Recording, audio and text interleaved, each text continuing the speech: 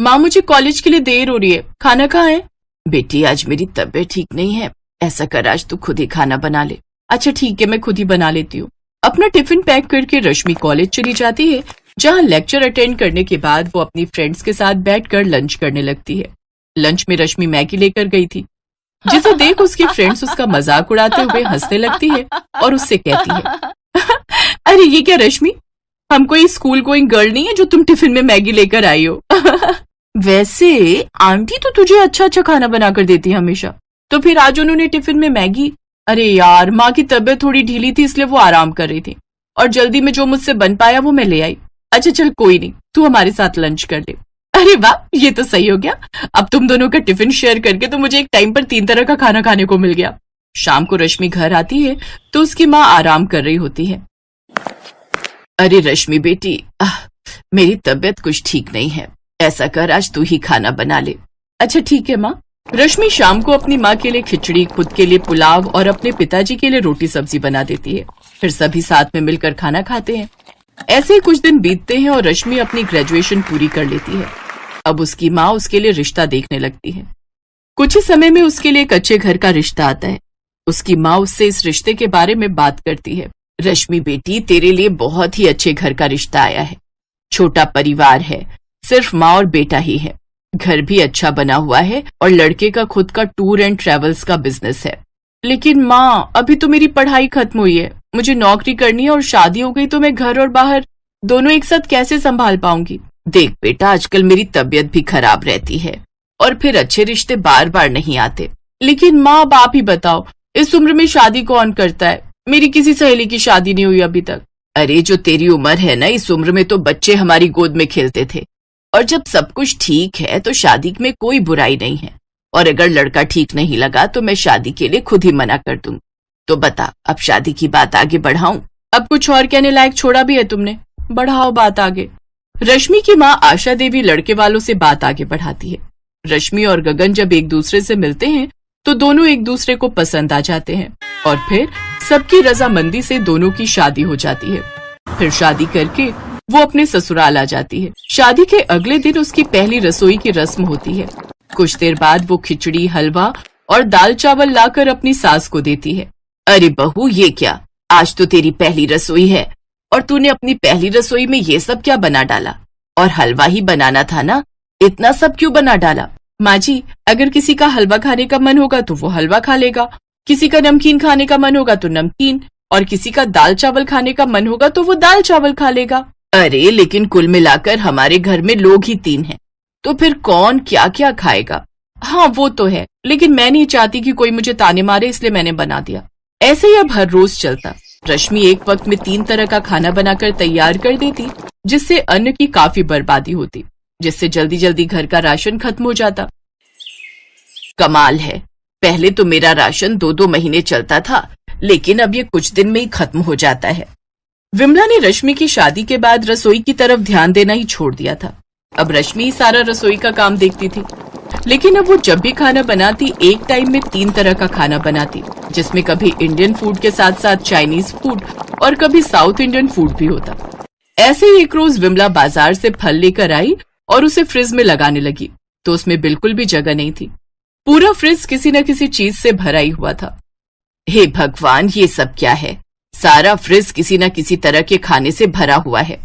हाँ माँ जी, वो ऊपर वाले पोर्शन में कल दिन की दाल मखनी, पुलाव और चाउमीन रखे हैं और नीचे वाले में रात की आलू मटर की सब्जी, इडली सांभर और मक्के की रोटी और सरसों का साग रखा हुआ है। लेकिन कोई बात नहीं, आप चिंता मत कीजिए, मैं तो बस इसे फेंकने ही जा रही थी। तो तू अब इस खाने का क्या करेगी? कहीं से फेंक तो नहीं देगी? और नहीं तो क्या माँ जी, अब इतना सब बासी खाना घर में कोई और तो खाएगा नहीं। तभी तो तुझे कहती हूँ, बस एक टाइम पर एक तरह का खाना ही बनाया कर।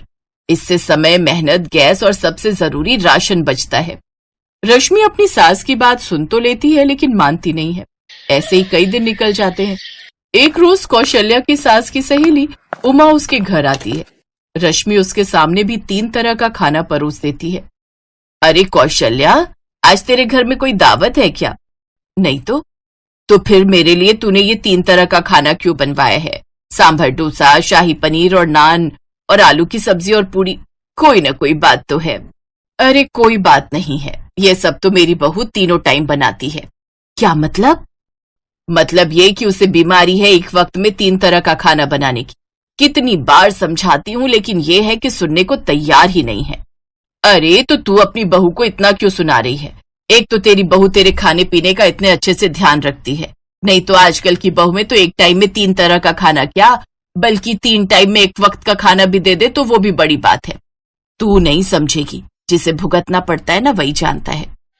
ऐसे ही कुछ दिन बीतते हैं। रश्मि अपनी आदत से बाज नहीं आती और कौशल्या उसकी इस आदत से परेशान हो जाती है और अब वो उसको सबक सिखाने की ठान लेती है।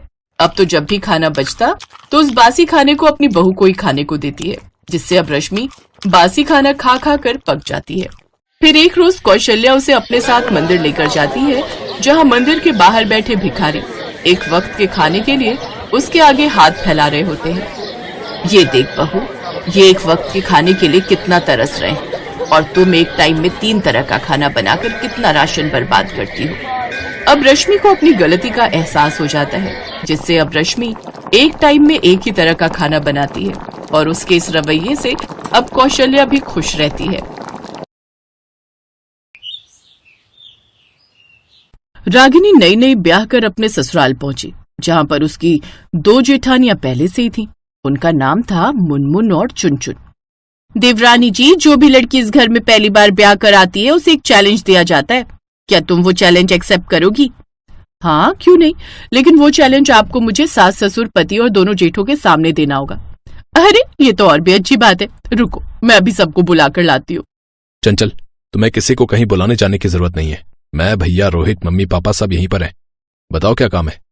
सासू माँ, ससुर जी, आप सभी लोग हमारी बात ध्यान से सुनिए। जैसे आप लोगों ने हम दोनों को चैलेंज दिया था ना, वैसे ही हम दोनों आज रागिनी को चैलेंज देना चाहते हैं। हाँ, लेकिन वो चैलेंज है क्या वो तो बताओ। आपने हमें खाना बनाने का चैलेंज दिया था, वही वाला चैलेंज हम अपनी देवरानी को भी देते हैं, लेकिन इसमें एक ट्विस्ट है। ट्विस्ट ये है कि खाना 2 मिनट के अंदर बन जाना चाहिए। अरे तुम लोगों ने उसे कितना कठिन चैलेंज दे दिया। देखो बेचारी सोच में पड़ गई, 2 मिनट में भला खाना कैसे बना पाएगी वो। अरे नहीं सासू माँ, ऐसी कोई बात नहीं है, मुझे ये चैलेंज एक्सेप्ट है, लेकिन मेरी भी एक शर्त है। कैसी शर्त? शर्त ये है कि आज के बाद इस घर में सिर्फ मैं ही खाना बनाऊंगी और कोई किचन की तरफ देखेगा भी नहीं। लगता है देवरानी जी पागल हो गई हैं, खुद के लिए गड्ढा खोद रही है। भला हमें ये शर्त क्यों नहीं मंजूर होगी? क्यों सासू माँ? अरे मुझसे क्या पूछ रही हो, मुझे कौन सा खाना बनाना पड़ता है, तुम लोग आपस में समझ लो। मैं तो जा रही हूँ टीवी देखने। चलो बच्चों, तुम लोग भी अपने काम धाम करो, इन लोगों को बकवास करने दो। और बूढ़ाऊ तुम बाहर बैठकर अखबार पढ़ो, यहाँ क्यों खड़े हो? तुम तो बहुओं के सामने मेरी बेइज्जती करा देती हो। खैर, सभी लोग वहां से चले गए। आप लोगों के सिर्फ कह देने से मैं नहीं मानने वाली।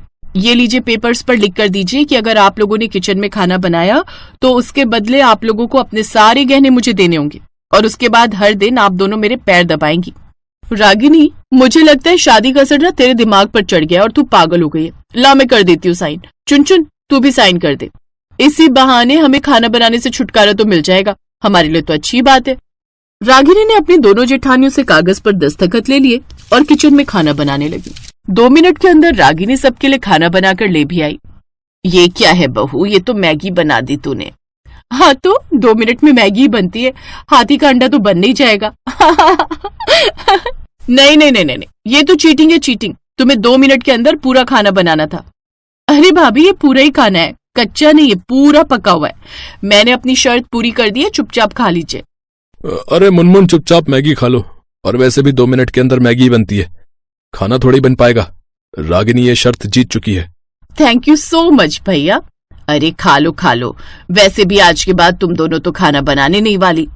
अरे हाँ, ये तो हमने सोचा ही नहीं। चलो ठीक है, आज मैगी खा लेते हैं। खैर, सभी लोग उस रात मैगी खाकर ही सो गए। अगली सुबह रागिनी तो जल्दी उठ गई। थोड़ी देर बाद ही खाना बनकर तैयार हो गया। रागिनी ने सभी को आवाज लगाई, सासू माँ, ससुर जी, जेठ जी, जेठानियों, आ जाइए सब लोग, खाना बनकर तैयार हो चुका है। छोटी बहू तो बहुत फास्ट निकली, बड़ी जल्दी खाना बना लिया इसने। खैर, सभी लोग अपना काम धाम छोड़कर खाने की टेबल पर आ गए, लेकिन खाने में सिर्फ पास्ता था। बहू, ये क्या है? सासू माँ, मेरे ख्याल से तो इसे पास्ता कहते हैं, आपको पसंद नहीं है क्या? माँ, भी नाश्ते का टाइम है ना, तो बेचारी पास्ता ही बनाएगी। सुबह सुबह दाल चावल सब्जी रोटी थोड़ी बना देगी। हाँ हाँ, ये भी बात सही है। चलो, कम से कम पहली बार मुझे पास्ता खाने को मिल रहा है। नाश्ता करने के बाद तीनों बेटे काम पर चले गए और बाकी घर वाले इधर उधर के कामों में लग गए। रात में जब तीनों भाई लौटकर घर आए तब उन्हें बहुत भूख लगी हुई थी। अरे रागिनी, खाना बन गया या नहीं? बहुत जोरों की भूख लगी है। अभी तो नहीं बना। मैंने सोचा जैसे ही आप लोग आ जाएंगे ताजा ताजा खाना बना दूंगी। हम दोनों तो पहले से ही खाना बनाकर तैयार रखते थे, लेकिन हम लोग बंधन में बंधे हैं। हम चाहकर भी खाना नहीं बना सकते थे। मेरी प्यारी जेठानियों, आप लोग परेशान मत होइए। मुझे खाना बनाने में घंटों नहीं लगेंगे। आप लोग बस तैयार हो जाइए, 5 मिनट के अंदर खाना बनकर तैयार हो जाएगा। सभी लोग कपड़े बदलकर तैयार हो गए। उतने में रागिनी सबके लिए चाउमीन बनाकर ले आई। ये सब क्या है रागिनी? जब से तुम इस घर में आई हो, खाने के नाम पर तुमने मैगी, पास्ता, चाउमीन यही सब बनाया है? देखिए, मुझे बस यही सब बनाना आता है, खाना बनाना नहीं आता। अरे तो फिर तूने अपनी जेठानियों के सामने ऐसी शर्त क्यों रख दी कि इस घर में खाना सिर्फ तू ही बनाएगी? अरे सासू माँ, तो मैंने कब मना किया कि मैं खाना नहीं बनाऊंगी? इस घर में खाना सिर्फ मैं ही बनाऊंगी, लेकिन वही बनाऊंगी जो मुझे बनाना आता है। मैं कभी आपके लिए मैगी बनाऊंगी, कभी चाउमीन, कभी पास्ता, तो कभी बर्गर। बस इसके अलावा और कुछ बनाना नहीं आता मुझे। रागिनी, तुम पागल हो गई हो क्या? जिंदगी भर हम यही सब खाते रहेंगे? जब तुम्हें खाना बनाना नहीं आता था तो ऐसी शर्त रखनी ही नहीं चाहिए थी। कम से कम भाभी तुम्हें खाना बनाना सिखा देती। ऐसी शर्त मैंने सिर्फ इसलिए रखी थी क्योंकि मेरी दोनों जेठानियां मुझे नीचा दिखाना चाहती थी। मुझे कोई चैलेंज दे, ये मुझे बिल्कुल बर्दाश्त नहीं है। अगर मुझसे प्यार से कहती तो मैं कुछ भी बना देती जो मुझे बनाना आता, और मैं सच्चाई भी बता देती कि मुझे खाना बनाना नहीं आता। 1 हफ्ते के अंदर में खाना बनाना इन दोनों से सीख लेती मैं। लेकिन इन लोगों ने मुझे चैलेंज देकर मेरे अहंकार को ललकार दिया था। अरे हमें माफ कर दे मेरी माँ, हमसे गलती हो गई। अरे देवरानी जेठानी में ऐसी छोटी मोटी नोकझोंक तो होती रहती है, लेकिन तूने तो इतनी बड़ी शर्त रख दी। हम दोनों चाह कर भी खाना नहीं बना सकते। अरे क्यों नहीं बना सकते? आप दोनों लोग अपने सारे गहने मुझे दे दीजिए और शाम को 1 घंटे तक मेरे पैर दबा दीजिए। बस आप लोग फ्री हैं। ठीक है, अब हमारे पास कोई रास्ता ही नहीं बचा तो क्या करें? भाभी चलो अपने अपने गहने लाकर देवरानी जी को दे देते हैं ताकि हम दोनों खाना बना सके। फिर रात को अपनी देवरानी के पैर भी तो दबाने हैं। जल्दी कीजिए। दोनों जेठानियों ने अपने अपने गहने लाकर रागिनी को दे दिए। उसके बाद रसोई में जाकर खाना बनाने लगी। 1 घंटे के अंदर बहुत अच्छा खाना बनाकर उन लोगों ने तैयार कर दिया। सब लोगों ने मिलकर खाना खाया। तभी रागिनी ने कहा, भाभी आप दोनों तो बहुत अच्छा खाना बना लेती हैं। Thank you Ragini. वैसे तुम जल्दी जल्दी खाना खाओ क्योंकि हमें तुम्हारे पैर भी तो दबाने हैं। अरे नहीं भाभी, मैं इतनी भी बदतमीज नहीं हूँ कि अपनी दोनों जेठानियों से अपने पैर दबवाने लगूंगी। जिस तरह आप दोनों ने मेरे साथ मजाक किया था वैसे ही मैंने भी आपके साथ मजाक किया था। लेकिन एक और शर्त है, तभी मैं गहने वापस करूंगी। बहू इस बार सोच समझ कर हाँ करना। पहले शर्त सुन लो, उसके बाद ही बोलना कुछ। सासू माँ, क्यों आप मुझे शर्मिंदा कर रही हैं? मेरी शर्त यह है कि मुझे फास्ट फूड बनाना तो आता है लेकिन खाना बनाना नहीं आता। आप दोनों मुझे अपने जैसा ही स्वादिष्ट खाना बनाना सिखा देना, फिर हम तीनों मिलकर खाना बनाया करेंगे। रागिनी, हमने तो सोचा था कि तुम बहुत घमंडी हो, लेकिन तुम तो दिल की बहुत साफ निकली। तुमने हमारे गहने भी वापस कर दिए और हमसे पैर भी नहीं दबवाए। सच में रागिनी, तुम्हारा स्वभाव तो कोई समझ ही नहीं सकता। खैर जो भी हुआ, अंत भला तो सब भला भाई है।